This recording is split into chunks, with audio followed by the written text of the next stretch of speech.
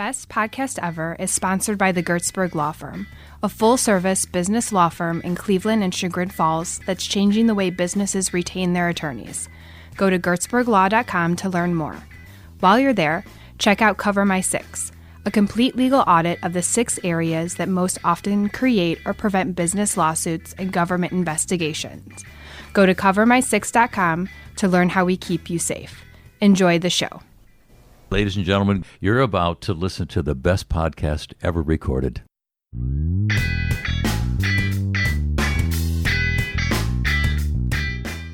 So you want to know how a guy from Cleveland ends up leading safaris in Africa, right?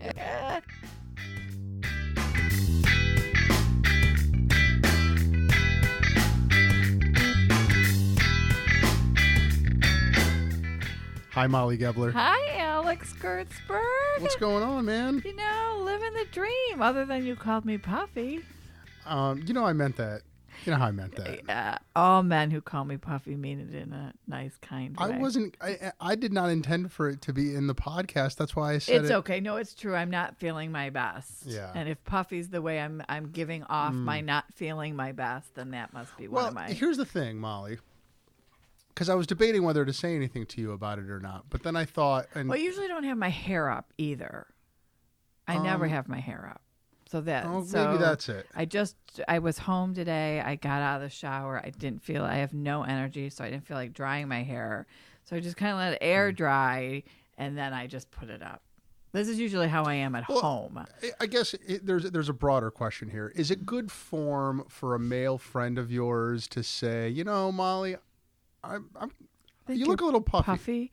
I don't think puffy would be a good way to describe any woman. Now, you and I are different. That's what I'm saying. We're brother, sister-like. That's what I'm saying. So you can get away with it. Yeah. Gentlemen, listeners out there, I would not recommend you saying, you know what, you're screwed no matter what. Just say, gosh, you look lovely, and that's that. For a stranger or a friend, you and I, brother, sister, you can get away with puffy. So, anyways, and really, it was more out of concern. Gotcha. Like, okay, so Nellie, I would have no trouble saying, Nellie, you look a little puffy today. A little puffy. Right? Okay, well, I'm gonna look into that because I'm not feeling and for me to be tired is not. That's not me. No, it's not. So that's, I'm going to look into it. Yeah. So you had a good weekend? I did. I want to tell you about it. Tell me about it.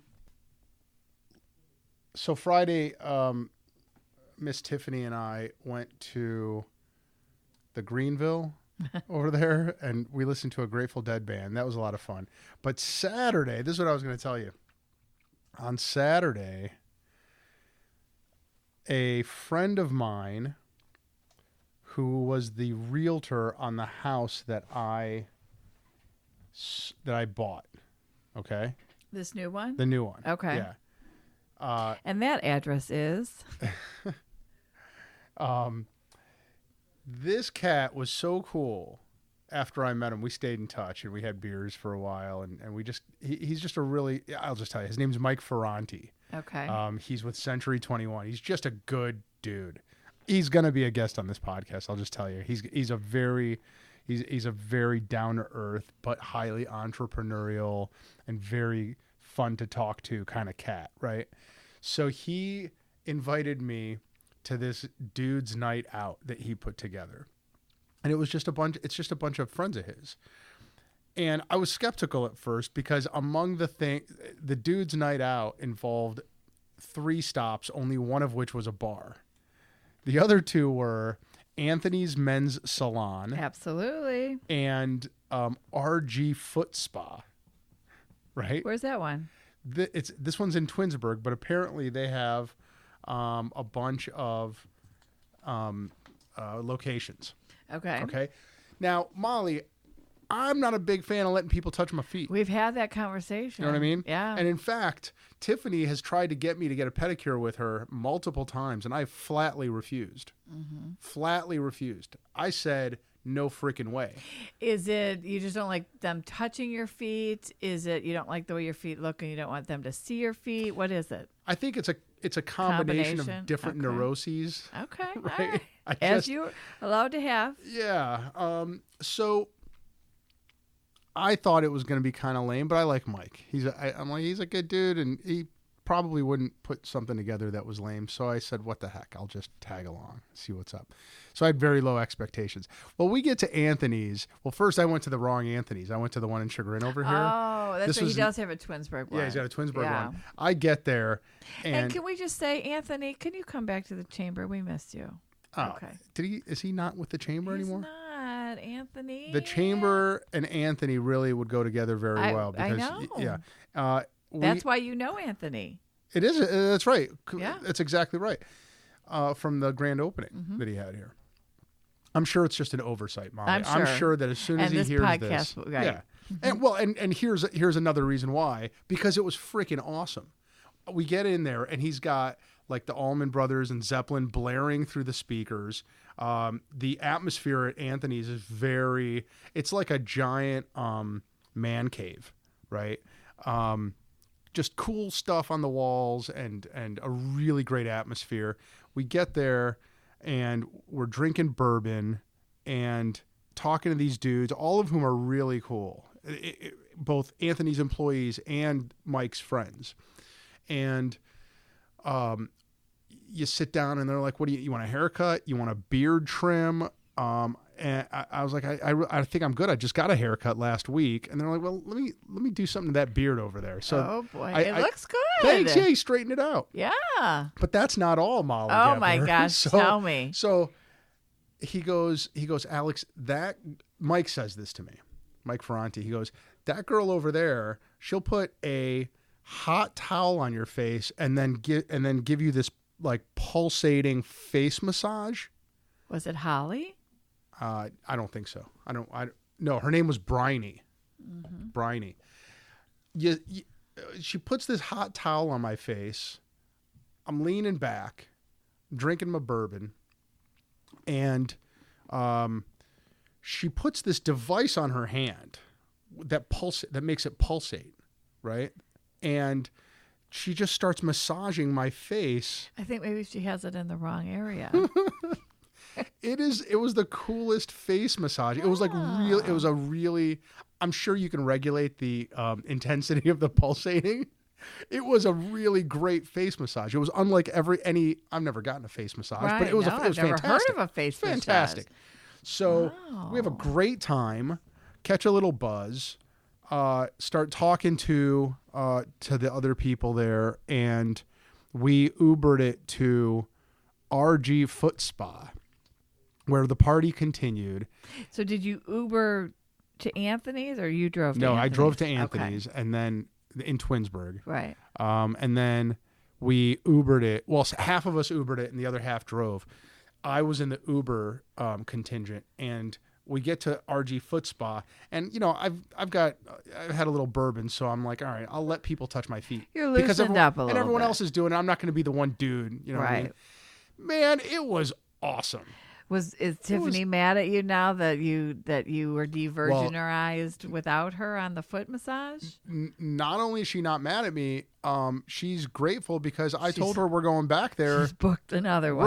We're going. So you sit down and first they ask you, do you want your own room or not? And I deferred to the other gentleman there. I didn't want to, you know what I mean? I didn't want to make that wrong call either. So it's the three of us, right? It's three dudes. Okay. What happens in the private room? I don't know. I think okay.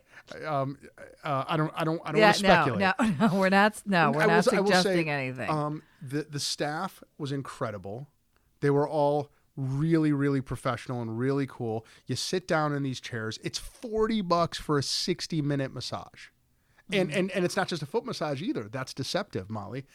You sit down, you lean back, you're basically laying down. The first thing they do is they put your feet in this solution where they just soak for a while. Another hot towel on your face. More face massages, ear massages, neck massages. Gracious. They do the whole front of your body before they get to your feet. Now your feet have been soaking there for a good 10, 15 minutes before anyone touches them, right? So it's the three of us. we're all getting massages. The foot massage part of it is amazing. There's, like I said, I've gotten massages that have definitely where the foot part of it was getting ancillary. a pedicure, you were getting a foot massage. Correct.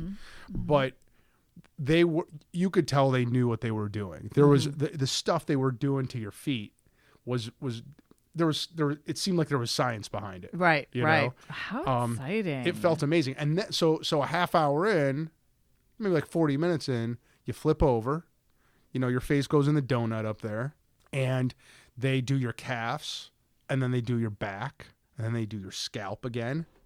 And at the end of it, and then we went back to Anthony's, and next door to it was this place called Brewster's where we had more food and drinks. Did you have something done with your hands? Your hands look very white. Do they? Yeah, I thought maybe you had a manicure. No. Like even from here up, they're just... Really? Yeah. I thought maybe you had like your dead layer of skin removed or something. Oh, okay. No, I wonder if I'm feeling okay though. Well, you're not puffy, so you must be fine.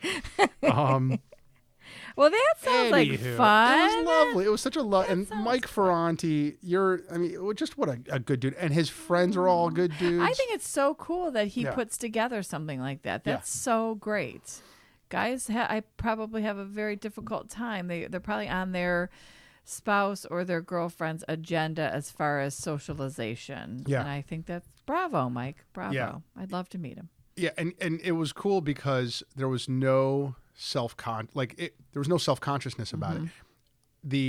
I think the immediate, masculine reaction would be the one that I had, which is a salon and then a foot spa. Right. But then Mike, what's going on? Right when we walked in, Mike was like, "You know what, man? You're either gonna like it or you're not. I love it, so let's do it and see what happens." I love that. Yeah, it was really cool. I'm gonna try to get those guys to go to the Schwitz. Do you know about the Schwitz?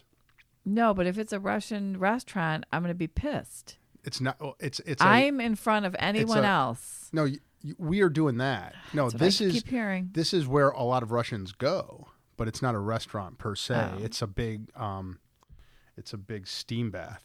Oh yeah, sauna. Got you. Sauna. No, you want to go? No. I just want to go to your sauna. Yeah, I'm in. Yeah, I'm not down. with you, obviously, because that would be inappropriate. But it's a two man. I know, but brothers you and John sisters should not be no, sauna together. No. It's you and John can use it. Just me. I'd like to use the sauna, please. You are welcome to. It gets pretty hot. It's nice. That's what I need to reduce my puffiness. Can we get a grandbaby update, Molly? Yeah. So I'm kind of, is it jonesing? Is that the word? I'm kind of jonesing for them because the in-laws are in, and I'm trying to do my best to give them their time. So I haven't seen them since Friday. It's been 3 days. No, I get pictures and updates. But I just, and of course they're lovely and they welcome me and tell me to stop by, but still they deserve to have their one-on-ones with the babies. So I'm going to go over on Thursday and bring dinner, and then I'll go over on Sunday and bring corned beef because it's St. Patrick's Day. But they're great. They're growing. Yeah. Are the in-laws in town? Do they not live in town? They're from Maryland. Got it. Well, that's very respectful of you, Molly. It's hard. But you're going to get them back in no time. But they're going to be so different. Each day they're just different. It's a challenge. They're just having their little fussy time and, Am I crazy, or in the Facebook picture in one of the 700 that you posted, is the girl a lot taller than the boy? Or well, John's much smaller than Mary is. John was 3'8" when he was born, and Mary was 4'10" when she was born. So, but he's growing. Yeah. He's growing. Is that a common thing with twins? One's bigger than the other.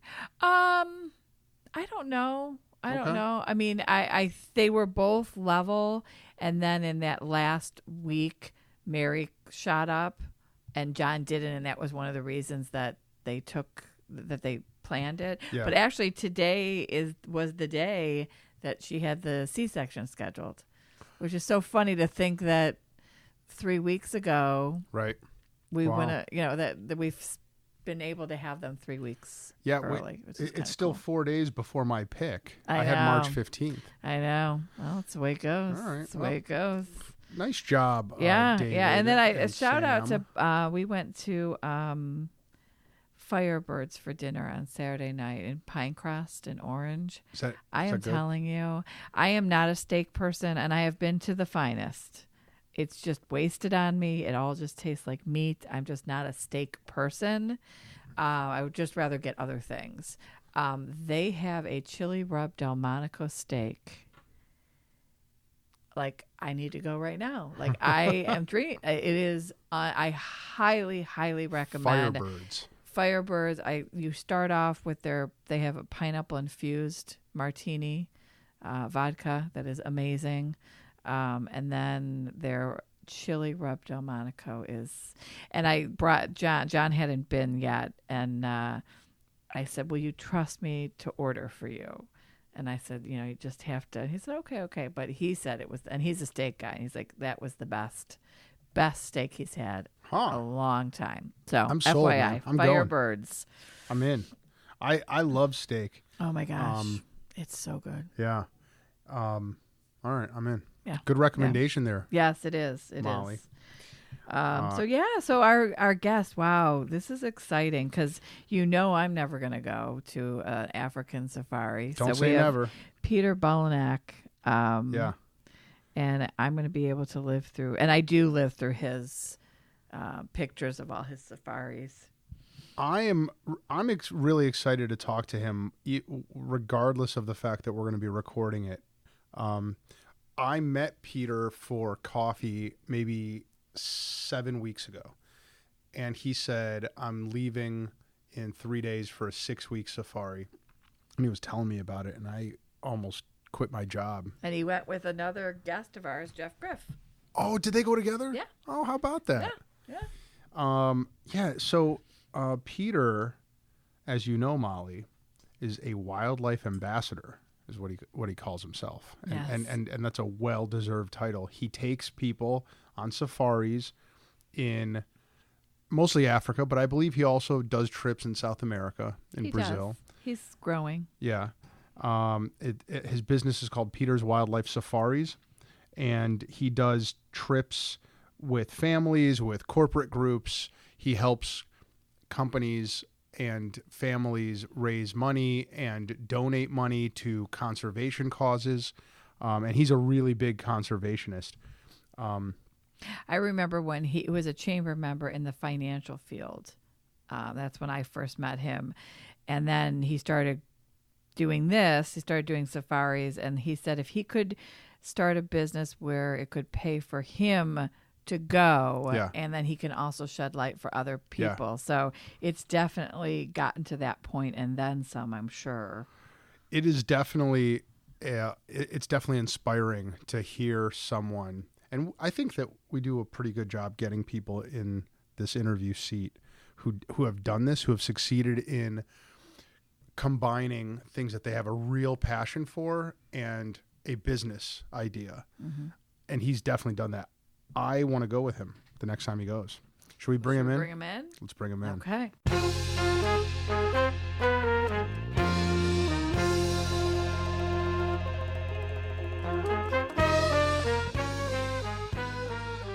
Peter, we have career envy.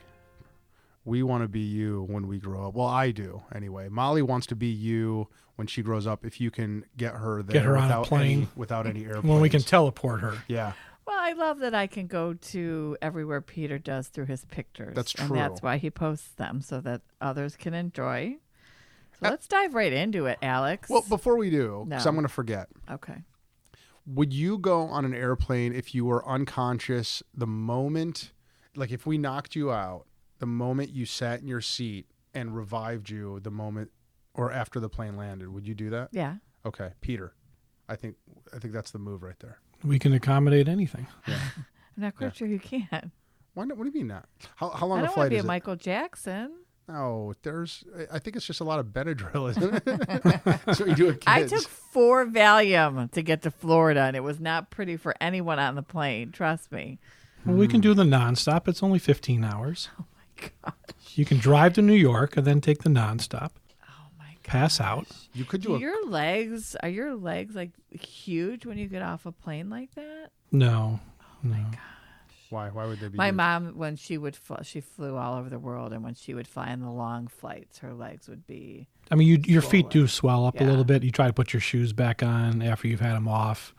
If you just slip them off and try to slip them back on, they're a little tight. Yeah. I've always wondered that. Is that because of cabin pressure? Yeah.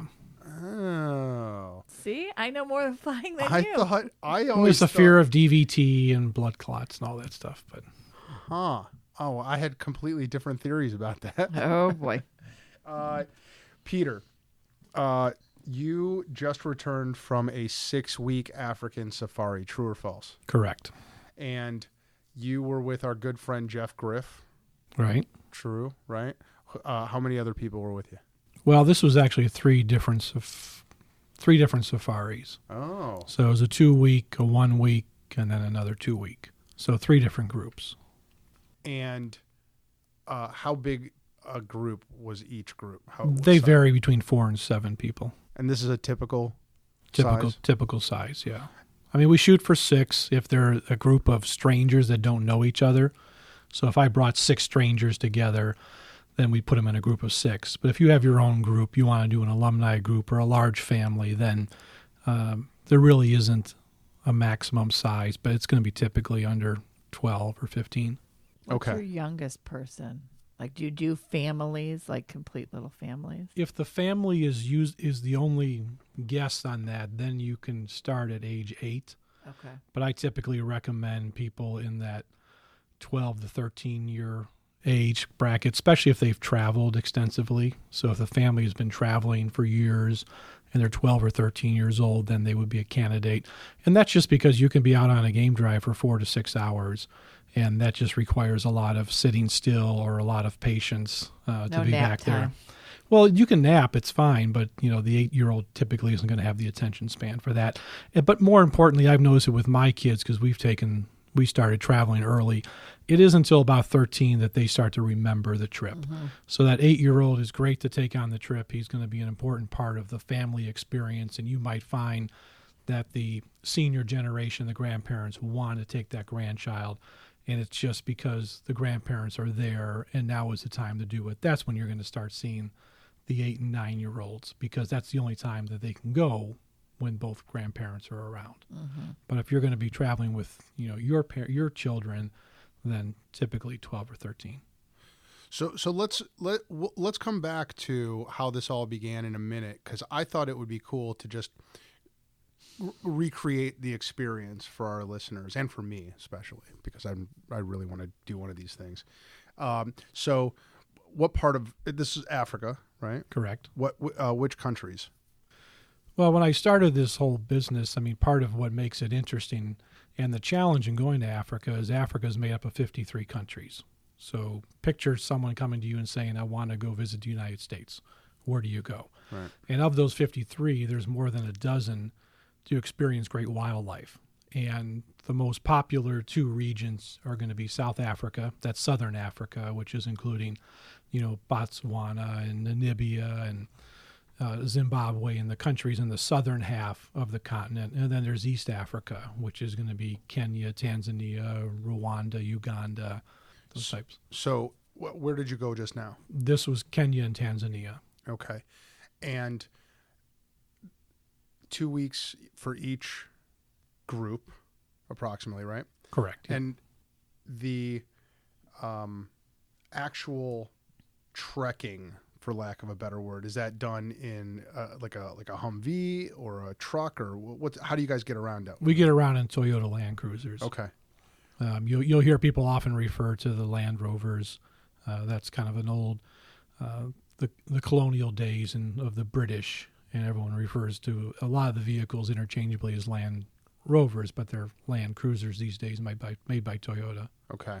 And do you decide where you're going and then you get people who are interested in going there, or do people come to you and say, I want to go too, will you take me there?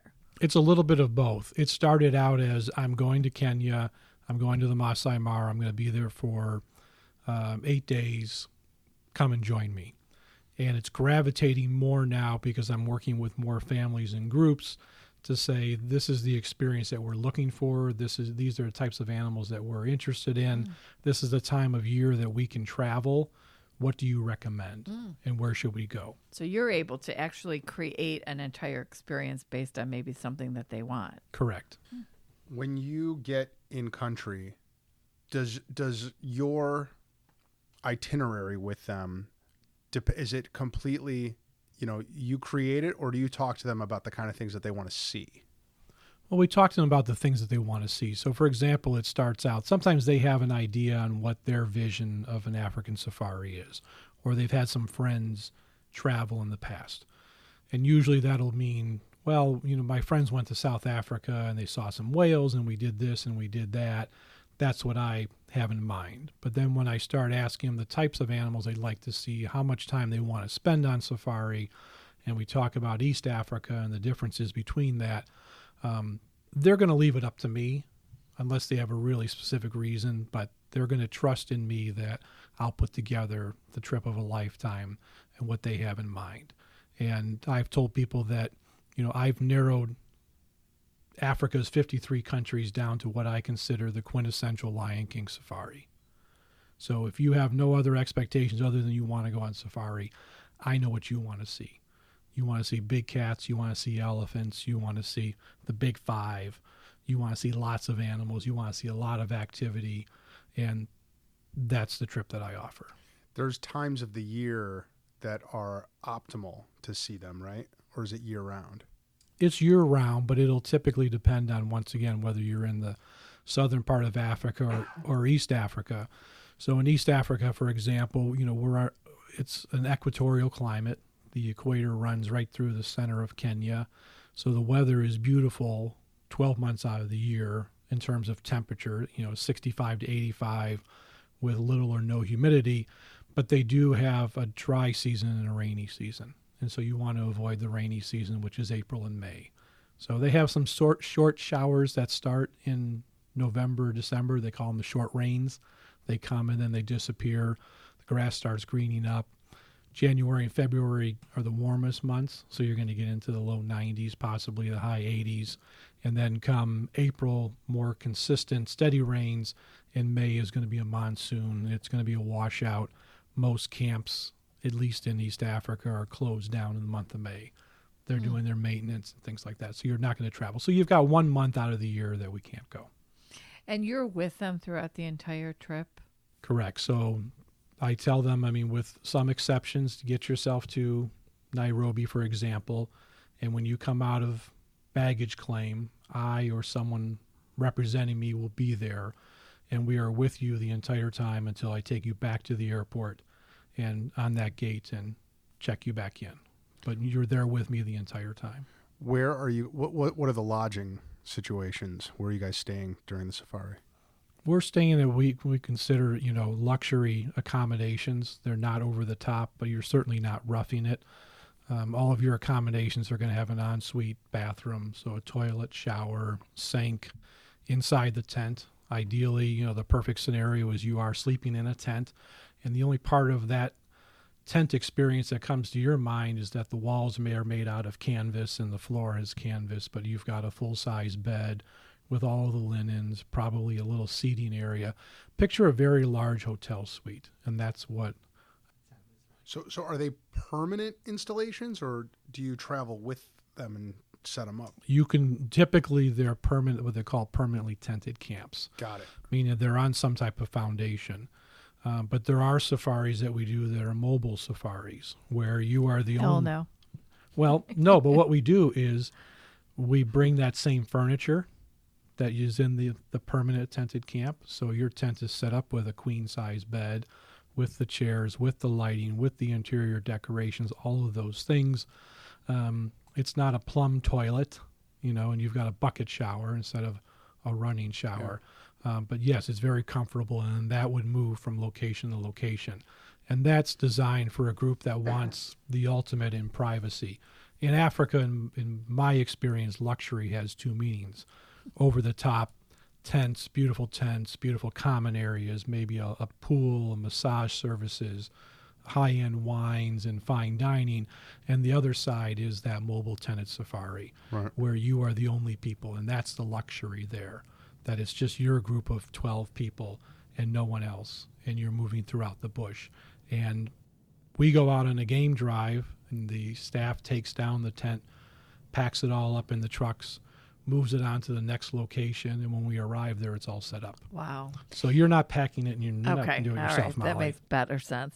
And then are you, you've obviously been doing this. I know I've been the director for 5 years, so I would think you've been doing this for 3 or 4 years. I'm in my 5th year. Okay. So you've obviously created relationships with the locals to be able to have all this, like the moving of this tent. So have the locals accepted you, and they know that you're coming, and you know where the best restaurant is, and that kind of stuff with all the locals? Right. I've established relationships in different countries. Each time I would go over, so early on when I started this, I would have 4 people that come over on a 1-week safari, and then I would extend my stay by another week. And that's when I went out and visited other camps. I met with other ground operators. And it's just, simple networking just on a more distant scale and getting to see that. So one of the things that I've always done is try to go in to a location and check it out before I bring my guests there, so that we're not walking into a surprise. Mm-hmm. But as my relationship has grown with many of the ground outfitters, and I understand and know what type of place they're going to put me, and I don't have to really worry about it anymore. I know that this operator is not going to put me. I have reference points where I say, well, I want to have something similar to this experience or higher, and that's always been. And that's what we did in Tanzania. I had been to Tanzania and had seen a limited portion of it, but some of the other places were new to me and to my guest. But they certainly met everyone's expectations. In fact, in many cases, exceeded them. So you avoid surprises, but I'm guessing there's sometimes some surprises, right? What did they say? The luck favors the prepared. Right. When it meets opportunity and planning. Right. I've told people, I said, yes. They said, well, you must be a really risk taker. I said, yeah, but I mean, they're kind of planned risks, which is kind of an oxymoron. But I try to anticipate what's going to happen before it does, and anticipate the problems.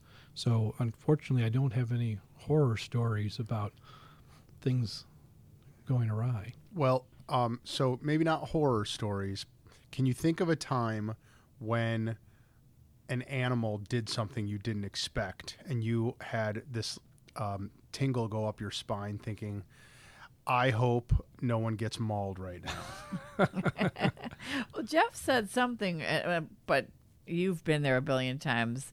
He was telling us some story about how something it was the lions that they came out, and then the baby cubs came out. Was Right. it lions? Mm-hmm.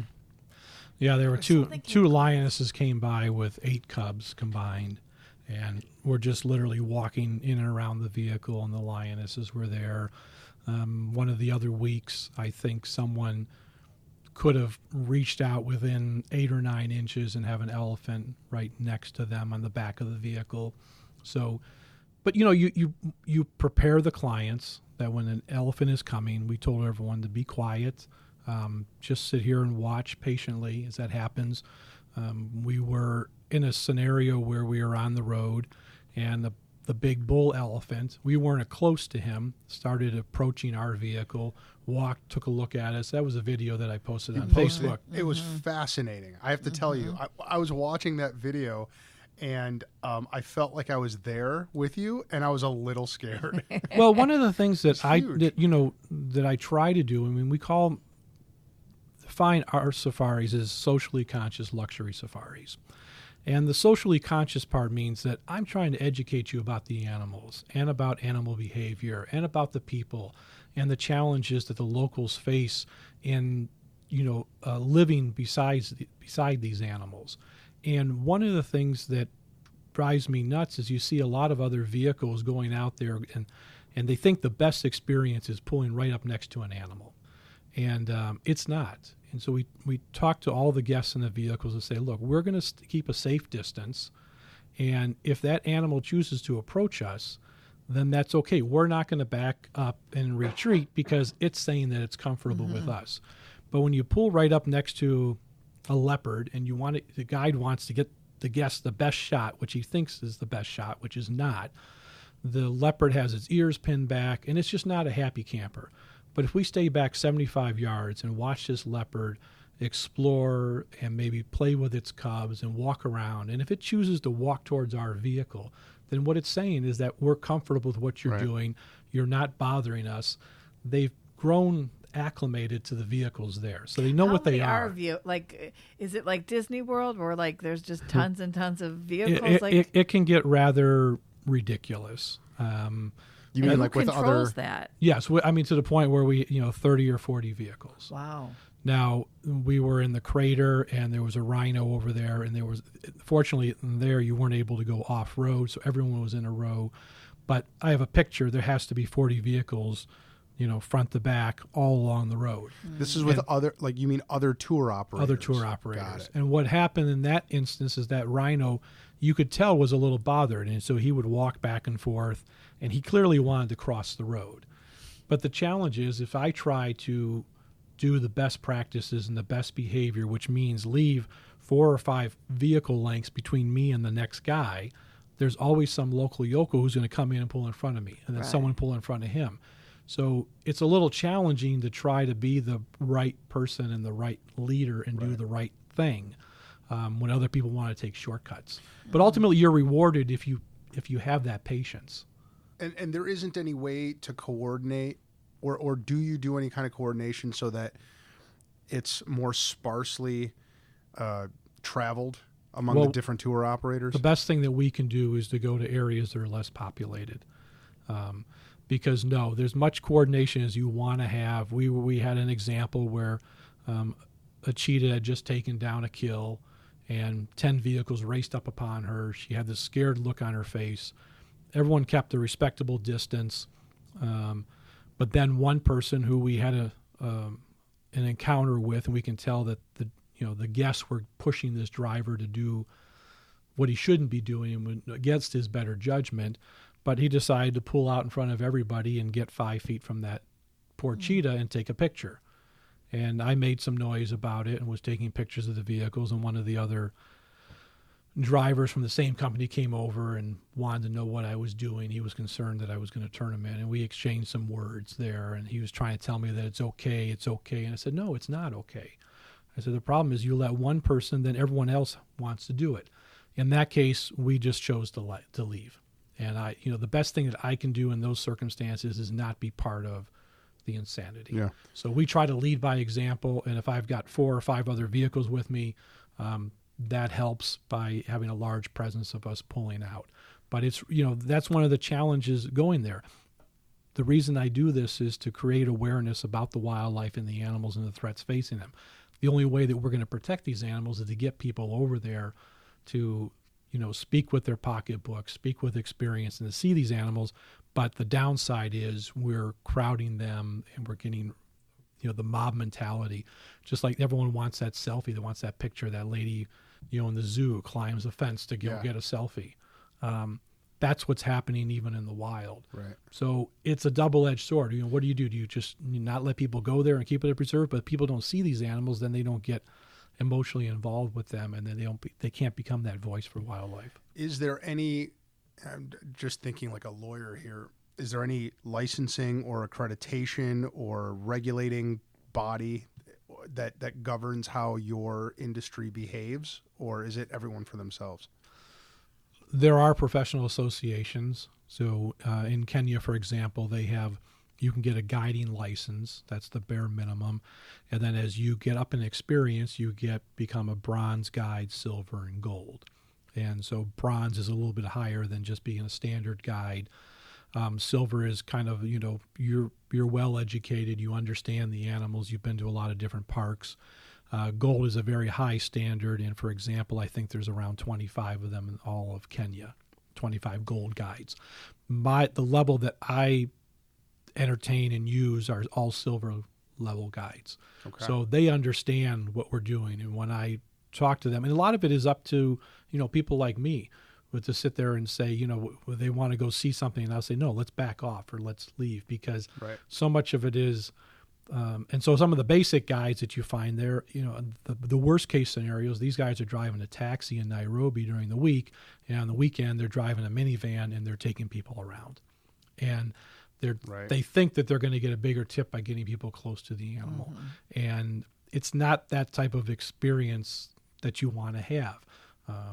And I can tell you photographically, it's not a very good photograph. Speaking of which, I really encourage people to go to your Facebook page, because there's some incredible photos and videos there. So you're a pretty good photographer too, Peter. And that's Peter's Wildlife Safari for the Facebook page, FYI. Yeah. There's some really cool stuff, and the webpage has a lot of it too, which is a different webpage. What's the? That's peterswildlifesafaris.com. Okay. So let's go back to the beginning. Molly was saying something about how when you first met, it was I'm not going to quote you well. So you want to know how a guy from Cleveland ends up leading safaris in Africa, right? Yeah, I like the way you just let me dangle there, Molly. No rescue. I thought you knew where you were headed, and I was as a good parent, I let you go just close enough to the cliff and made sure you didn't fall over. Oh, you were going to push me over. No, I had said that joking. Originally when you started this, you and I had a conversation, and you were saying you just wanted to get to a point where you're able to go for free and bring people over so that you could go over there and learn more about it and then build from there. Yeah, close to that. This is the last thing that I ever thought I would be doing. And it is one of the questions I get all the time. It's true. I mean, if I lived in South Africa or in Kenya, this wouldn't be a surprise, right? But someone here in the States from Cleveland, half a world away from Africa, doing this. So it's not something that I ever expected that I would be doing. What were you doing before you were doing this? I still have an insurance practice where I sell individual life, disability, and long-term care.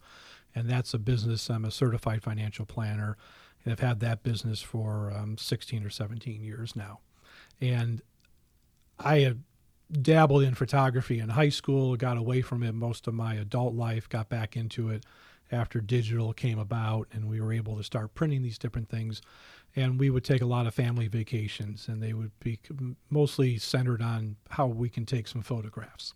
And come back, and it's something that I want to improve on. I've always told people I try to hang around prettier, smarter, harder working, richer people than myself, because that's how you continue to grow and you continue to improve yourself.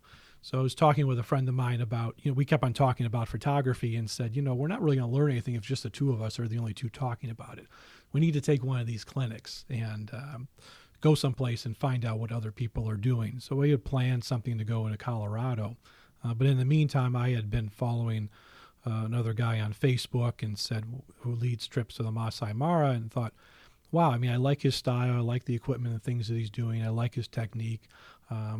It was affordable. I said, if we ever decide to go to Africa, this is probably a guy that I'd want to look at, because I've researched Africa off and on for 15 years, and it just gets overwhelming. Where do you go? Do you go on a family safari, a private safari, a group safari, helicopter, and which country do you go to?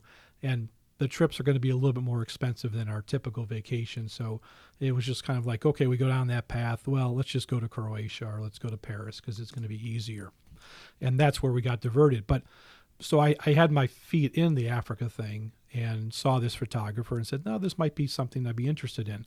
But as I'm pursuing the Colorado trip, one space came available on his trip in a group of 6 people.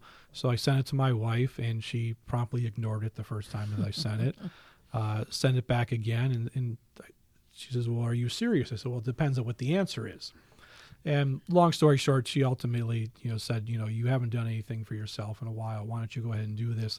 And at the same time, I was looking at airfares, and the fly out to Colorado was going to be, $500 plus a rental car and going to Utah or something else. And the airfare to Nairobi was $900. So as a value person, she goes, I know it's a more expensive trip, but why would you spend $500 to go to Colorado when you can go to Nairobi for $900? So I was just planning to go photograph the big cats. I did that. I had a wonderful time. I'm there. And my goal was to come back and make money in the insurance world to be able to take my family. And I think everybody who goes on one of these safaris, they look at the tour leader and go, wow, you've got this great life. This looks like a lot of fun. And I did look at my friend David and go, wow, this is a really cool thing. And there's a part of you that says it would be a lot of fun. But by the end of the week, by Thursday, you're tired. You realize that there's a lot more to it than just going over there and being a tour leader. You're responsible for a lot of things. And so that idea of, being someone's assistant went quickly by the wayside. And the goal was to come back and make money.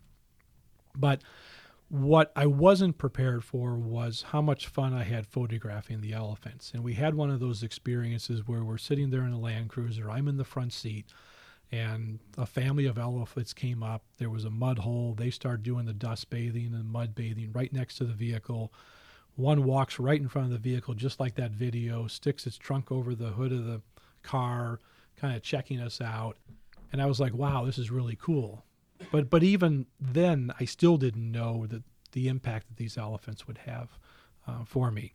So came back to the States, came back with a lot of great images, lots of cats, a few elephants in there. Told Molly what a great trip this was and how we need to go. That's his wife's name, FYI. That's true. The different Molly. Oh, he did tell me. He did tell me as well. But So Molly Balunek. So shortly after I returned, so I returned in April, I learned about this great elephant named Satao. And Satao is a big tusker elephant, meaning that his tusks almost go down to the ground. Each one weighs in excess of 100 pounds. Probably, 15 or 20 elephants roaming the continent that size, and he was the largest of his kind. And later learned that he was born the same year as me. So for nearly 50 years, he roamed the continent of Africa, fighting off lion and leopard attacks and flood and drought and dodging humans. But on May 30th of that year, he couldn't dodge a poison dart, and he was murdered for his ivory. When was this? 2014. Wow. So right after I'd come back. And I had never met him. I'd never photographed him. But I just had this emotional reaction to his death. I mean, I'd be driving around on the tractor mowing grass and thinking about this because there's a picture of him living and then a picture of his decomposed body. And I would just get choked up, and I didn't get this choked up when my dad died, and I'm going, what's going on with this? And it stuck with me, and it still sticks with me today. And I still tell the story 5 years later. And still, if I'm looking at that picture, I have to turn away or take a drink of water. So it still bothers me to this day that this elephant died. But he's the one that got me started in all of this. And I decided that I wanted to do something. Molly knows me. I see a problem, I open up my big mouth, and then it's like, okay, well, what did I just commit to? So I told people I want to do something for the elephants. And I knew about their plight, and I knew that I could probably raise some money with my friends, and I might come to you and you might give me $50 or $500, and we'd send it all on to Save the Elephants or some other organization. Then we'd go on with our lives. But I wanted something longer lasting. I wanted to have a bigger impact. And my research showed that the best thing I can do is to get people over there. I mean, these economies in Africa are heavily reliant on tourism. And so if we're not seeing these animals, if we're not going there to visit them, they'll just become cattle grazing ranches. Well, it's not just the research, it's your own experience. You saw it. You had an emotional reaction when you heard that it died. I presume that you also realized that was one elephant and that happens all over Africa. Well, I mean, in the 1950s, the first half of last century, there's 2.2 million elephants roaming the continent. When I started this business, there were 375,000. Wow. Today, there's 325,000. And, we're poaching 30,000 a year. So I just tell people, do the simple math. 10 years, they're gone. It's not a straight line calculation that they're going to be decimated like that, but it's still a big number. And, And they're killing for the ivory? For the Is that the ivory. most common? And so, I know that one person can make a difference in the world. And so I thought, okay, well, I'll try to make a difference 6 people at a time. And so I duplicated the trip that David ran for me. And when I give my talks and presentations, I use a quote from Gandhi, you may never know the result of your action, but if you take no action, there'll be no result. So this is my opportunity to take action. I didn't want to do it to run photo tours, and I wasn't looking to be a travel agent. I'm looking to do something in the middle, something to create that consciousness, that awareness about the animals. So I came back and sent out an email to everyone in my Outlook contacts and said, I had this great experience. This is what's happened. I've got a new avocation. I'm not leaving the insurance business, but this is what I want to do. And I think that's when Molly got one of those emails too. And yeah, I'm in a different stage where I can take people over there, and it's not worth all of the effort to get free trips. It sounds fun, but people try to do that, and after a while, you have a lot of responsibility. There's a lot of marketing, and to a lot of people, it's still a job. I did the fun part. I was on vacation or on safari for 6 weeks.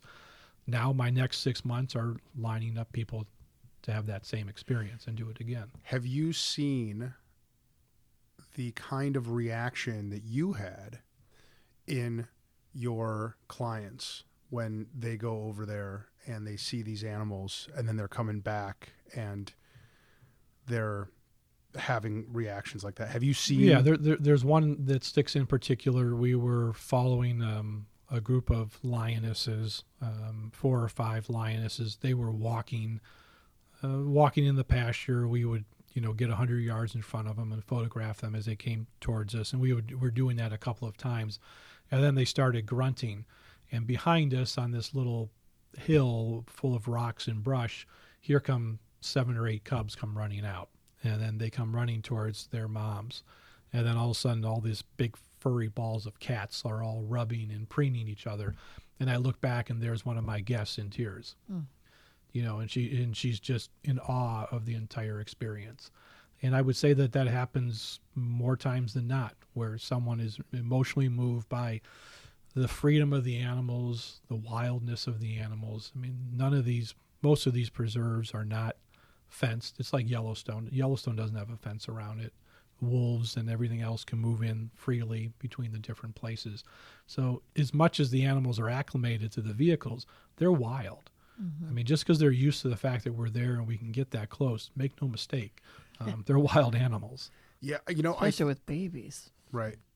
Well, I think too that something happens on an emotional level when you see something so different from what you're used to in your urban environment back here. So we were just in Argentina, and we were in front of these glaciers in Patagonia, and it's a constant pushing of the glacier into the water. And when you see it cracking in front of you and it falls into the water, it's deafening. And and the glaciers are like the size of a skyscraper. And you see this thing falling, and it's so sensorily jarring to your senses. It's a bizarre feeling. It feels like you're on the moon. I have to believe that when you see an animal as big as a bull elephant in front of you, I suppose you do get some exposure to that at the zoo, which I can't really ever go to. I can't stand seeing the animals at the zoo. I'm sure that they're being taken care of, but in the wild, seeing them walking around without fences, as big as they are, doing their thing, that has to be equally jarring on a sensory level. Well, I think there's a statistic that says 70% of the world's population lives in cities right now. Is that right? So that's one of the challenges to wildlife and appreciating the outdoors. Imagine growing up in Shanghai or New York City. Right. At least New York City has Central Park.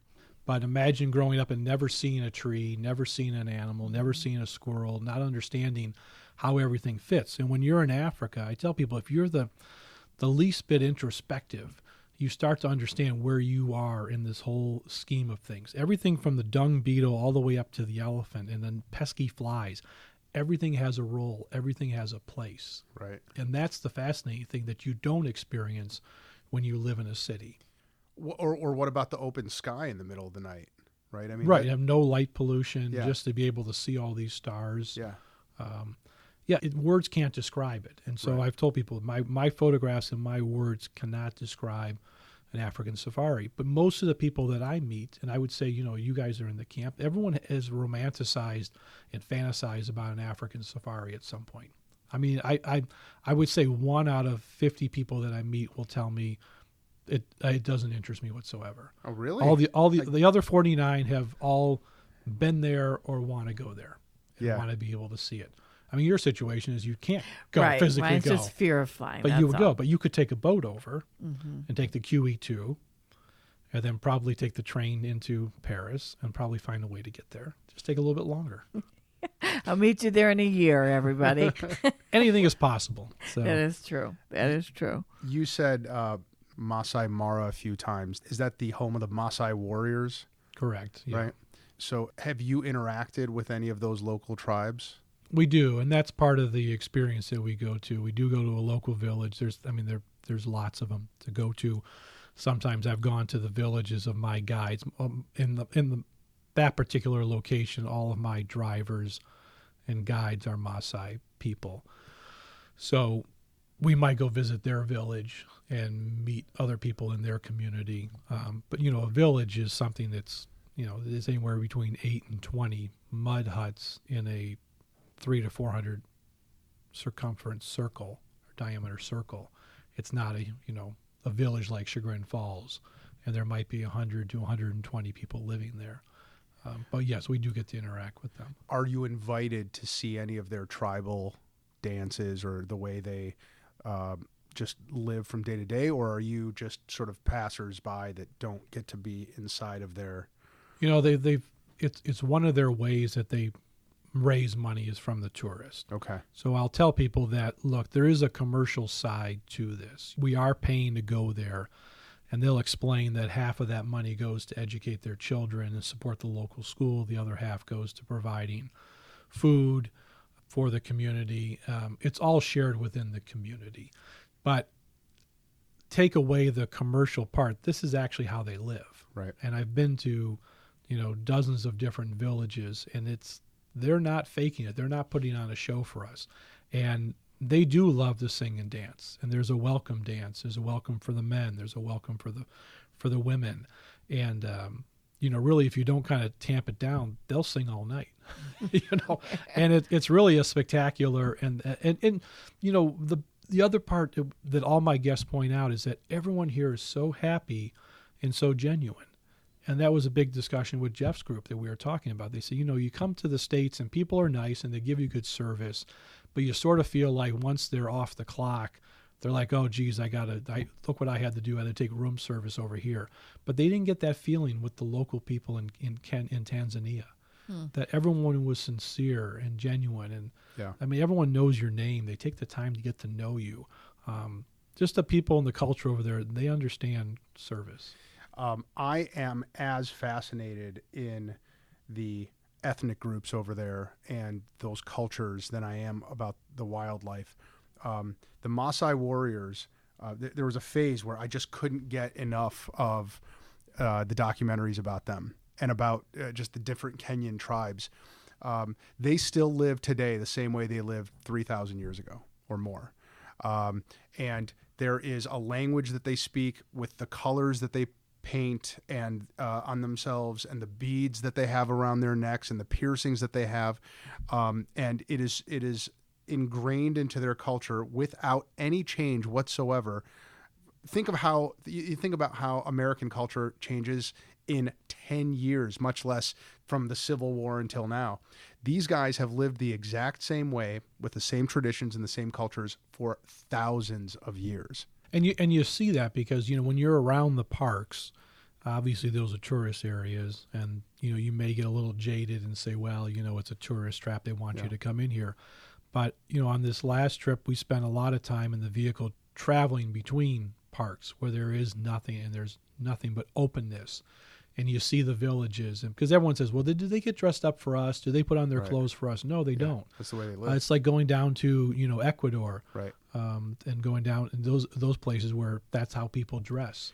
So there's a story that I can't remember if I read it or I heard it in a podcast, but the story attempts to explain why so many Kenyans win the Boston Marathon. And the explanation was that it's not just Kenyans, it's a group of tribes from Kenya who have for generations and generations learned to withstand pain, physical pain. They traveled by running, and part of their rituals involve running. And the biggest ritual is the ritual that you undertake when you gain maturity, when you become a man and you're accepted into the tribe as an adult. And that ritual involves a 2-week odyssey that is torturous and that you train for years as a child to get to that point. And it's something like, it involves day after day of pain, of physical pain, running through gauntlets where the rest of the tribe members paddle you with barbed sticks, and then sweat lodges at the end of the day, and you're forcing yourself to starve. And then what they do is they paint this clay on your face while you're going through this ritual. And it's not that you to become a grown-up in this society, to become to pass the test basically of maturity. It's not whether you finish this gauntlet, this 2-week odyssey. Everyone finishes. It's whether you finish without the clay cracking on your face, which will happen the more you mess with it, but also the more pain that you express. So if you start crying or screaming, the more you do that, the more the clay cracks. So that the way to bring honor to your family is by getting not just to the end of the race, but to get to the end of not the race, but the gauntlet with the least amount of change to the clay on your face. And if you get to the end and you've been complaining or crying or wincing in pain, you bring dishonor to your family. And sometimes it's such an amount of dishonor that they ostracise you. Have you heard anything like that, or does any of this sound familiar? Yeah, it sounds familiar. I've heard stories about Alex that. is very excited about it. I see that. But it's just crazy, and they've been doing this for thousands of years. But you see it, when we did the medical group last February, and you see the people that come in here in America. If my toenail hurts or something hurts, I mean, we're popping Advil. We go over to CVS and we get whatever we need. When I brought the doctors over there, we brought also a lot of Western medicine with it, medications and prescriptions. And you just see it with people that come in with chronic high blood pressure, hypertension, chronic back pains, joint pains, and they just live with that. Yeah. It's just a way in which they do things. And that's sort of, I said, being the introspective person. You come over there and you recognize that all these people, quote unquote, have nothing, but they're so happy. We have everything, and we have all of these problems. We have medicine, we have all this stuff. And that's kind of where, that got me into the whole foundation and everything else, and starting and building the school and all the different projects over there. Because you start looking at yourself going, geez, there's lots of things we can do. By the way, Molly, at the end of that gauntlet, at the end of that ritual, dead serious, you know what the last thing that they have to go through is? Ritual circumcision. No anesthetic. And they're 14 years old when they're doing this. Yeah. On that note, let's go back to. I want to talk about the foundation. Well, that's exactly what I was going to say. See? How has the money flowed, and how have you been able to help? I pounced on your question, Molly. I'm sorry. No. I just at the same. I want to go. I want to talk a little bit more about the foundation and all it's doing. Well, that started out when I started bringing guests over. Once again, these were conservation safaris. So, we're not just there to take pictures. We're not just there to take the animals and leave. I wanted people to learn about what's going on with the animals and the plight. So one of my early trips, I brought in a woman from the Cheetah Project who does research in the Mara. She's a Russian researcher. Her name is Elena. And she spoke to my group. I said, I want someone to talk to my group. So she came in, did a nice PowerPoint presentation, was very scientific about it, where the animals have come and what they've done. And I looked at her and said, okay, well, what do you need? I mean, she was clearly a great researcher, but not the best fundraiser. And so I put my salesman hat on and said, what do you need to do your job better? And she said, well, the way we identify these cheetahs is we take thousands of pictures and thousands of hours of video. So we go through memory cards and hard drives. And so I said, okay. I got on my phone. We have Wi-Fi at most of the camps nowadays. Maasai warriors have a cell phone pouch on them. Many of them are on Facebook. So, I mean, technology has come to the safari world. You need to get what's the tribe called? Maasai. You need to get a Maasai Facebook friend. I'm sure Peter has some. Right. Peter, hook me up. I'm bringing one here in May, which really? we're going to talk about. Alex. I want to go to lunch with him. So we're going to talk about that too. Yeah, come hang out over here at the front. Yeah, we'll buy. That's awesome. So anyway, Elena was there. I got on my phone. I went on to Amazon. I ordered 2 hard drives and 2 memory cards. I had a group coming over the following week, one of my neighbors here in Chagrin. So I overnighted everything, from Amazon to her. She brought it over. Elena comes back to speak to that group. And I said, by the way, here are these hard drives and other things. And she was in tears. She goes, I never would have bought these cards. I never could have afforded this. And it was $284. I'm like, wow. I changed her world for $284. Does the same presentation, open up my mouth. Elena, what more do you need? She goes, well, we need some infrastructure stuff. We need some technology. We need computers and other things. And she has a laundry list of what she wanted. Well, one of my guests worked for Avery Dennison. He goes, I can get you as many used laptops as you need. My other guest built data centers. He goes, you get me the laptops, I'll fix them up with Google Docs and all this other stuff. So we come back to the States. I mean, they're already emailing, doing stuff from camp, lining up all this stuff. And the power of networking and how one person can make a difference, right? So we come back to the States. The computers aren't worth refurbishing. They're too old. So it became clear that we needed to just it'd be just cheaper to buy new machines, $500 laptops, go over to Micro Center and get them. So at that point, to be able to collect and raise funds, I didn't want it going to Peter's Wildlife Safaris. I didn't want it coming to me personally. So I created and established the Satao Wildlife Foundation in honor of the elephant that got me into this whole thing. And so it's a 501c3 charity here in the U.S., and I got my approval and my paperwork and just sent out an email, and we raised $3,000. I bought $3,000 worth of equipment, was figuring out how to ship this stuff over. Once again, I went back to my wife, Molly, and said, well, it's going to cost $800 to ship, but I can fly for $1,000 and take it over there. So I think that's when Dewey joined me on that trip to come there and do a little boondoggle and check out some different places and things. But I brought all this stuff to Elena. And then the foundation was born. Then probably another trip, we were walking by one of the things that we always do, and this camp started me with, is to visit a local school. It's a Maasai school, and they've been growing. They're only 8 years old. They had a couple of buildings, and we're looking in this one shed, which has a concrete floor, tin walls, tin ceiling, and there's 80 kids on the floor, and it's 80 degrees outside. And they're all, of course, wearing sweaters and things like that. But they're the little preschoolers and first graders. But there's 80 kids in a room that isn't much bigger than this conference room. And so I looked in there, and my friend David says, boy, they need some desks in here. I said, David, they need no building. I mean, my chickens live in a nicer coop than this. So Peter opened his mouth, and I had set the stage for what does a building cost? What does it cost to build a classroom? And so I started talking to people, and it's $7,500 to build a classroom. Wow. And once again, looking at yourself, I'm shooting a single lens that costs more than a classroom. And I'm like, I'm going to buy the new latest and greatest camera when it comes out in 2 years, every 2 years, to do all that stuff. If I just skip 1 year, one new iPhone upgrade, one new MacBook upgrade, I can build a classroom. And I'm like, well, this is a no-brainer. So of course, we can't just build one. I'm like, well, what does your master plan call for? I said, let's build the whole building, which is 4 classrooms and 4 offices, one for the headmaster so that he could have a place to come. And we started talking about this, and it was going to be, a $60,000, $40,000 project. And I'm like, okay, we can do this. And I was standing there talking to one of David's guests, and they said, well, they asked the headmaster, tell us about this building project you have going on. They said, well, we don't really know. You should talk to Peter.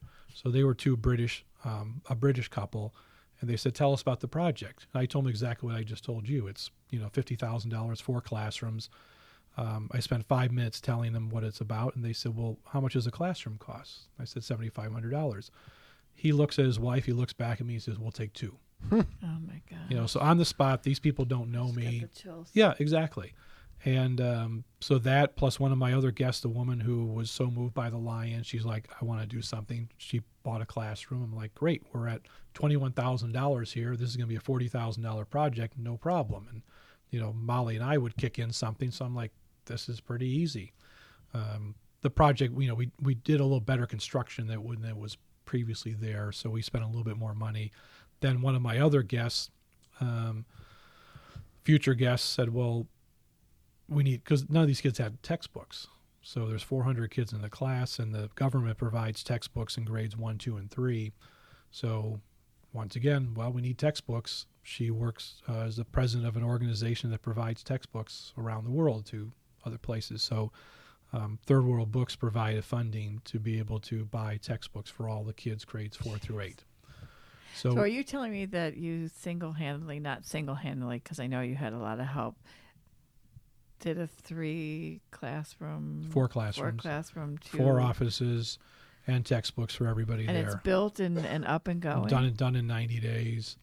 Oh, got it done. Gosh. So you were asking Alex about the money. What happens is, the money comes into the foundation. I have my contacts over there who oversaw the construction, bid out the process. They would send me updates, pictures, and then I would parcel the funds over to them. And so the project was completed. And what this has evolved into now is one of our newest safari offerings that I'm calling for right now a family philanthropic adventure. And this is targeted for people that are philanthropically minded, are also interested in teaching the next generation about giving and taking care and helping other people. So in a perfect scenario, it might be the grandparents that have a family foundation or a donor advised fund, and they're getting together with their children and possibly their grandchildren to talk about giving. And maybe the grandchildren come up with ideas on where this money is going to go. So the first generation made this money. They want to give it away. They want to support it. But they're probably at a point now where they'd like to have an impactful experience in giving their money. And maybe they've been giving to larger organizations that they know do good things, but they don't have a connection to it. So, wildlife conservation has gotten more and more popular in the giving circles. Schools and water have always been important. And safaris have always been on people's minds. So what I've put together is a safari package for that family, for that multi-generation experience to come over and either identify something they might want to do in Africa, or if they already have in mind, we like a school, we'd like to do a clinic, we'd like to do water, then I have places in Africa where I can put their dollars to work. So they would donate the money to the foundation. I would implement their project, their wishes, close as they can get. And then we'd take the whole family over on safari, and they would actually get to meet the people face to face of the lives that they've impacted. So when you look at my school project, for example, there's 450 kids in that school, or 420. They're larger families, but if you extrapolate that out, let's just say there's 3 people that are attached to each one. It's 12 to 1,500 people that I've impacted with that school. And then the medical clinic, we saw 450 patients. Once again, another 3 people for each person, and that's a low number. There's another 1,500 people that we've impacted. So the 2 projects, generations down the line that you're not going to somebody see. May not have survived if it weren't for your clinic, and they're going to have a child, and then on and then well, on. I mean, one of the examples, one of my Maasai guides came in with his mother, and she had congestive heart failure. She had fluids around that. She could barely, they had to lift her up to put her in the chair. She was in a lot of pain. She saw the doctors. The doctors came to me and they said, Peter, if she didn't come in today, she wasn't going to be alive this weekend. She came back the next day for a follow-up. I mean, she was practically doing cartwheels down the hall. So, you look at the things that we do and, in a small way, have impacted the lives of 3,000 people on a very conservative end with $60,000. You're talking about $2 a head. Or $20 a person. So Molly and I are always thrilled to get guests in this chair who have wide impact, and what you're doing is really doing that. Molly's right, for generations. The people who you are helping to educate with modern equipment and modern school buildings, that keeps paying it forward for their neighbors and their kids. Mm-hmm. But I really like the foundation piece of it, because so we've got an estate planning group here, and people come into our firm to say, okay, I have $1 million and I want to make sure that my kids get this much, but I don't want them to use it for these purposes, and I don't want them to just get a bunch of cash before they're this age or whatever. And what you're doing, Peter, is you're creating a vehicle, and I think it's either a family living trust or a family limited partnership or something like that. Mark Turner, and we've got a guy, Mike Tucci, who does these things now. You're creating a way for them to educate themselves, help other people, either through your nonprofit or through a trust that, like Mark or Mike can create for them, where they stay involved on an ongoing basis to run this trust or this partnership, and they can move their money through that vehicle, through that trust, right, or through that partnership, so that it pays for the family's expenses when they go out there, but B, so that money can flow through that in order to help the people over there. Right. And that's where it's a unique combination with my background as a certified financial planner, experience in the estate planning world. I find a lot of that stuff fun. And so, I meet a lot of other people over there that want to do foundations, or I find photographers that want to do some things, or we're working on some things right now. And my previous life just allows me to be able to do that. And I tell them, I said, you go find the people that the problems that you want to solve, and right, I'll take care of the mechanics behind the scenes. And so that was a conversation that we had with a local foundation here. They said, well, we have a lot of people that come to us and want to help and do things in Africa, but we can't donate money to organizations in Africa. But you can do the projects in Africa. And I'm not looking for huge projects. We look for projects that are from, $50 to $100,000. I've had guests that say, well, you need to get the Gates Foundation involved. You need to do this and do that. That's not what I'm trying to do. I mean, it's a very personal experience that I'm trying to craft for this family, where you can have that impact. And if they want to do something that's above those numbers, we can talk about it. But the point is, I pay all the costs of the foundation. I'm not looking to get a salary or do other things. The expenses from the foundation come out of my donations and Molly's donations to that. So when a client comes to me and says, this school, for example, they said if they wanted to say it was $60,000 and they write the check for $60,000, $60,000 goes on the ground. There's not a piece for Peter. There's not all the other expenses. If there are expenses, once again, they come out of my portion. Yeah. So it's a tool, because the whole reason this whole business, Peter's Wildlife Safaris, was created was to have this African experience, to have this outer world experience. It wasn't to be to run tours. It wasn't to be a travel agent and things like that. It's really to impact the lives of the people. The mission of the foundation is improving the lives of wildlife through improving the lives of people. And at the same time, that doesn't only mean just the people on the ground, but the people giving. Mm-hmm. And my safaris I believe, have impacted and changed the lives of my guests as well. Yeah.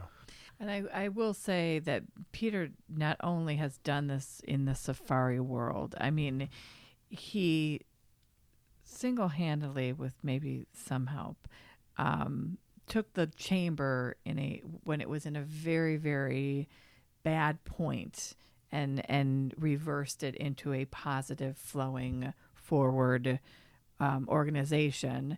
And he also was the mastermind behind the Township Hall renovations and how the chamber partnered with the township to create a good living or working space for the chamber, because that's where our office is, as well as a rental space, which it currently is now. So he was behind all of that. That's why, I think a lot of, if people know the whole story. I've been kind of preparing for this all my life. We have a piece of property in western Pennsylvania for the last 20 years that we've managed for wildlife and recreation. So it's not something that says, oh, well, Peter wants to come in and do this. No, I've been doing wildlife conservation for 20 years. I've been doing charitable work in the community for 15 years. And Molly's alluded to, to some of the bigger projects. So this is really a lot of fun. And they say, well, how do you do all these things? I'm like, well, because I do have the knowledge. And, the photography is a fun thing for me, and I'll help people improve their photography. But I always have to preface when, my guests are going over, I say, look, I take a lot of camera gear with me. I don't want you to be intimidated. There's a lot of lens envy and things like that. But I said, the purpose that I use my photography for is I'm trying to capture those intimate moments between animals, because I think it's arrogance on the human race to think just because they don't speak our language that they don't have feelings, emotions, family structures, family units like we do. And when you get there and you watch these animals interact, whether it's an impala with a new young baby to an elephant with a complicated family structure, or a lion with a multi-pride, multi-member unit, you can see all of these different things. And a mom is a mom no matter where you are. Or what you are. Mm-hmm. On that note, let's take a very short break, and then we're going to come back. We're going to do the lightning round, and then we're going to go home. All right? Excellent.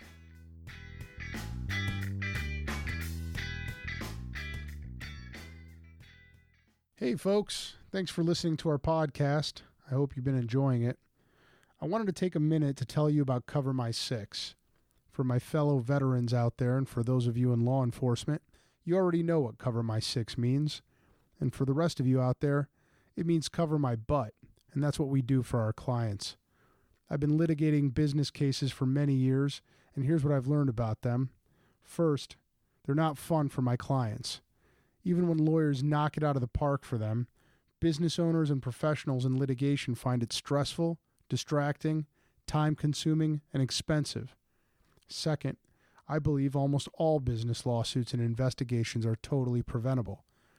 Third, almost every business lawsuit and investigation has focused on some combination of 6 key relationships: those with customers, vendors, employees, shareholders, insurance companies, and technology. Knowing these 3 things, we created Cover My Six to optimize those 6 areas for businesses of all sizes. We create and facilitate the company's key documents, and we optimize their policies and practices in those 6 areas so that their owners and employees can focus their time and attention and money where they should, on making and selling their products and growing their business, not on lawyers and courtrooms and lawsuits. So go to covermysix.com to learn more about this service. I'm really proud of it, and there's nothing else out there that's like it. Our clients love it too. They get security and peace of mind from it, and I know you will too. Go to covermysix.com to learn more.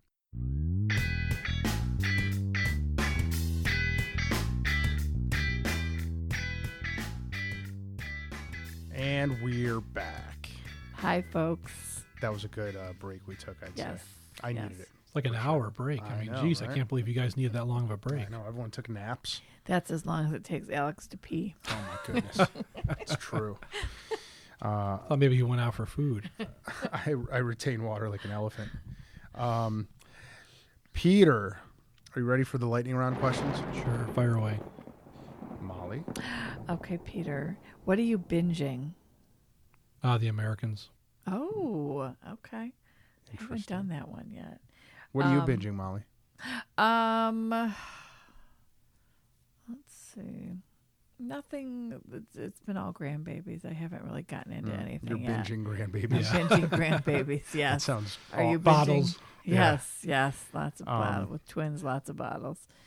I have been binging documentaries about Native Americans and the Old West, strangely. Okay. Yeah, I started reading this book called Empire of the Summer Moon, I think it's called, and it's about the last wars between the Comanches and the Americans in the 1800s. And then next thing I knew, I just couldn't get enough about Native Americans and their history and their culture. And then next thing I knew, I'm watching a 10-part Ken Burns documentary series about the Old West. Okay. Yeah. Peter, what's a perfect day for you? A perfect day is a little bit of sun, not too much sun, 65, no humidity, walking through the woods, probably with our dog and my daughters and a camera. Very specific. I love that. It's a good day. If you weren't doing this, what would you be? I would probably still be the certified financial planner that I am. Nice. What if you weren't doing either of those?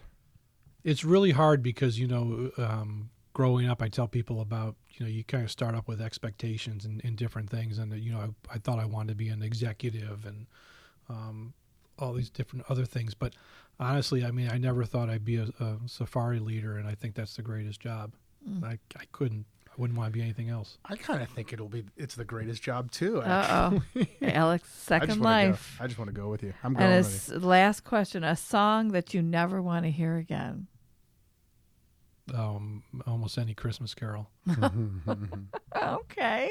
Alex, your turn. You are shipwrecked for a minimum of 3 months, but it could be the rest of your life. Somewhere in the East African coast, maybe Somalia. I don't know. That could be anywhere. Are we hunting pirates? That'd be treacherous. No, you're just shipwrecked somewhere. Okay.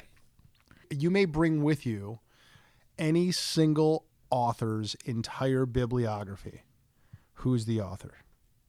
Well, I'm the wrong person to ask about books. Yeah, you need to you ask and me my both. family. You just gave Molly's answer to that question. No, I mean, yeah, I couldn't answer the question. I said the Bible, so. No, I couldn't put up with that. So. Same shipwreck, same period of time. You may bring with you any single musician and their entire discography. Who's the musician or band? Well, if you use a band, probably REM. All right. You know what? That's an interesting answer. In Argentina, everywhere Tiffany and I went, they played that one REM song. Stand in the everywhere. Well, they wouldn't be able to play it like some of the. They couldn't play Orange Crush, that album, but they'd have to play the first 5 or 6. Interesting. No stand. I'd have to throw them off the island. Yeah. What is the daily habit or routine that you've been doing for the longest time that you've gotten the most mileage from? Probably working out, as much as reluctantly I do it. I tell Mark at the gym that I'm not here because I want to. I'm here because I have to. But I would say that, just in terms of overall feeling good, feeling fit is a great feeling. What gym do you go to? Living Lean. Oh, Mark Derry. Oh, is I've that known where Mark Derry since high school. Oh. Mm-hmm. Does he own that, or does he just go there? No, he owns it. No, he owns Okay. it. Mm-hmm. Great guy. What is an embarrassing thing about yourself that no one else knows or that very few people know? Well, I think that that's a little bit of a difficult question because I tend to be such an open book. I mean, there's really not a whole lot of exciting things other than the African safaris. I mean, I go home, I don't drink, I don't smoke, don't do drugs. I don't. There wasn't that one time on the African safari that you went outside to, You drank animal pee. Something happened, and then maybe you got lost. Did you ever get lost? You can't say that because then people won't want to go on a safari. No, it's a pretty boring life, but that's sort of planned that way. Molly Balunek, if you could call in and tell us the real answer to that question. All right, well, you've survived the lightning round, Peter. Congratulations. You want to ask the Christie? Oh, that's right. Good call. Why don't you ask the Christie? No, you can. I don't remember. It just says the Christie, and I don't remember what it was. The Christie George question.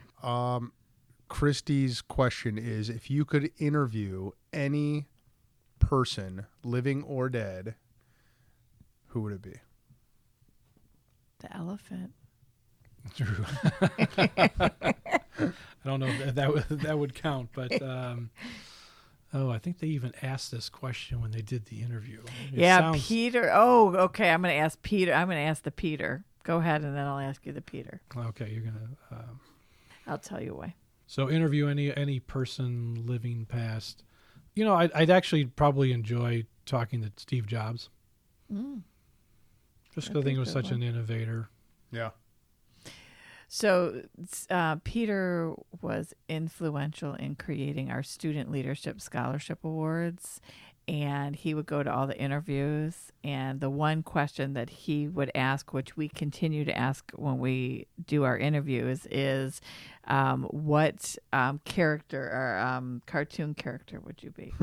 Right. So in fairness, I have to say that question has been taken from Steve Dennis. I need to give him credit where credit is due. Okay. I just continue it. I think he asked it one year, and then I was on future years and things like that. Well, it's still going. So. Yeah. So my character that I've always wanted to do is Bugs Bunny. Mm-hmm. What I consider a real cartoon character. Yes. Someone who was always witty and smart and upfront and in charge of things. And in control. Molly, who would you be? Oh, I don't know. I'd have to think that one through. Let's pick one for her, Peter. But it would be like Peter saying with the originals. Yeah. You know what? Winnie the Pooh. Okay. I can see that. I was kind of thinking very about profound, very loving. I mean, the quotes from Winnie the Pooh are just Winnie the Pooh. Who would you be, Alex? I think I'd be Batman. Oh, okay. Yeah. Okay. Bruce Wayne or Batman? Both really. I just like Batman's gadgets and tools and stuff. So great. Peter, is there anything you're working on moving forward here in the near future? Yeah. So most immediately, I'm off to India. For most of April, 3 weeks in April, looking for Black Panther and tigers. Mm-hmm. But I'm also working on and looking for guests for a medical safari in June. We're going to expand a little bit. I'm in need of doctors who want to go over and do a little bit of help, see patients. They can be a general practitioner. They can be a specialist. They can be RNs. They can be eye care, ear care. Just people that want to go over. It's very basic checking on patients and seeing them and helping them with their ailments. We're going to do 4 or 5 days of seeing patients, and then we're going to be on safari for the rest of the trip. And can they practice over there? Yes, we get the license. We'll handle the transfer to be able to practice over there. That's done through the clinic, and we did this last February, and I just need 3 or 4 docs and 3 or 4 volunteers that want to do it. It's probably going to be a small group of about 12 people. I have one very interested family right now, 4 people, and I think I've got 2 other people that I'll know in April. But this is something I want to be able to go back every year and do this. And even if it's I think it's possible that we could even do it with the one person, and their family would have a wonderful experience. But if we can get 5 or 6 doctors and 5 or 6 volunteers, that's just more patients that we can see. So if there's anybody out there who's interested in that or would like to talk, go to the website, contact you, Molly, me, whatever it might be. Just get to us. It's a great idea. And the rest of the year, if somebody's interested, are you still booking for the rest of the year? Yeah, so I'm moving towards a lot more groups that come to me and define the group. So, Alex might come to me and say, hey, my wife and I or my girlfriend and I are thinking about going. We want to go on this trip. And if they're planning, both. Right. If they're planning 6 to 18 months out, then what I would tell them is, well, when do you want to go? When is it convenient for you? And you put together an itinerary and a brochure and have them go to their friends, because their friends are going to say, what are you guys doing next? You did this Argentina trip. What's next? Oh, we're going to Africa. Man, we've always wanted to do that. Well, by the way, let me email you this because we've got some room. Why don't you come with us? Mm-hmm. And people are putting together a group of 4, 6, 12 people that they know. My wife's involved with an association. They want to be able to put some people together. I mean, ultimately, we talked before about a chamber group. It'd be fun to do that. But so if you'd have to go towards the end of the summer and fall right now, because you can still go in July and August, but it's peak season, and you'll just have to find out if there's some availability. But October is a wonderful time to go. Okay, And so if then- you're interested, they just reach out to you Just reach out and tell put you together- what you want, what they want. So I want people more coming to me and saying, let's design something specifically for them. It may look very much like our big cat safari or our migration safari, where we bring other people together, but it could be something totally And in custom. a perfect world, what do you see your year look like? Like, how many trips would you want to take in 1 year? I'm looking at around 6. Okay. So, I mean, ultimately, I'd like to have between 50 and 60 guests a year, and What did you have last year? Just out to know where we're. about 24. Okay.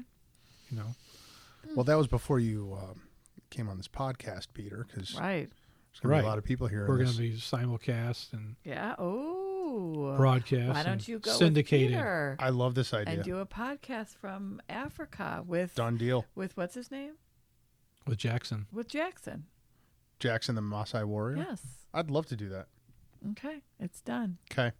We're going to be taking donations for that trip, folks. If you want to hear It's a me business interview, expense. Come on, what are you talking about? at some point we're going to start selling advertising on this Yes. podcast, and that's going to pay for this trip, Molly. And Molly, it'll pay for me to go to Conneaut. I'm sure there's people to be interviewed over there. Molly, are you working on anything fun and exciting? You know what? Just my book. I've just met with the publisher. Just super exciting. Met with the Gertzberg Law Firm to get everything tidied up. Awesome. And that should be in our hands, God willing, the beginning of May. Awesome. I can't wait to read it. Speaking of the Gertzberg Law Firm, if you are a business owner of a business that has been around for at least 3 years or has at least 10 employees, you need to call Mike Callum at our firm. Mike is a paralegal here. His number is 440-571-7774. His email is mc for Mike Callum at gertzberglaw.com. And he will schedule you for one of only 20 slots for a meeting with me personally, and I will do a no-cost legal vulnerability assessment of your business. And I will tell you where you are waiting to get sued, in what areas, in what parts of your documents. And so it's a 60 to 90 minute chunk of my time, and you meet with me, and I'll help you out. So call Mike, yeah, we're gonna start we're gonna try to do these periodically to help businesses, and Keep them out of court. Keep them out of court, right? I mean, which really is a part of a much bigger puzzle here at the firm is to help businesses be more proactive and less reactive, because reactive means you're spending a lot more money than you need to on lawyers and Those damn lawyers. damn lawyers. Yeah. Plus, Well, it's that like, sounds exciting. Yeah, it's big. I'm excited about it. We'll probably do that periodically, quarterly or something like that. But this is going to be the first time we do it, and there's 20 slots available. So listeners, you get there first. Mm-hmm. Thank you, folks, for listening this far. was Peter, that was wonderful. awesome. That was So a really great. Thank you for having me. Sharing. And then when Jackson comes in, we want to make sure maybe we should have him as a guest. Does he speak English? Yes. We should get Jackson as a guest. He's here a very small time, though. Yeah, I think that would be. I would love to meet him. Actually, I really would. Yeah, good. Folks, if you've been listening this far, thank you. And you must really like Peter or Molly. It's definitely not me. But what you ought to do, since you have listened this far, is like us on Facebook and subscribe through our website, which is thebestpodcastever.com, or go to iTunes and subscribe there. And what you want to do there is leave a nice comment.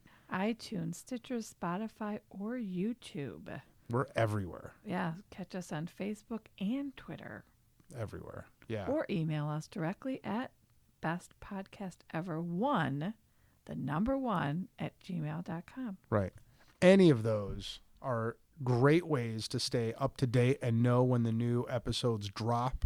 Or if you would like to be a guest. Yeah. Or if you know somebody who would be a great guest. Mm-hmm. I mean, they won't be able to live up to Peter, the new standard that Peter just set, Right. but we all can't take safari. I know. We'll still interview you though. Thanks, folks. Thanks for tuning in. Peter, thank you so much. That was amazing. Thanks, My pleasure. Peter. Thank you Thanks for having everything me. you do. Yeah. All right, Have kids. a great one. Tune in next time.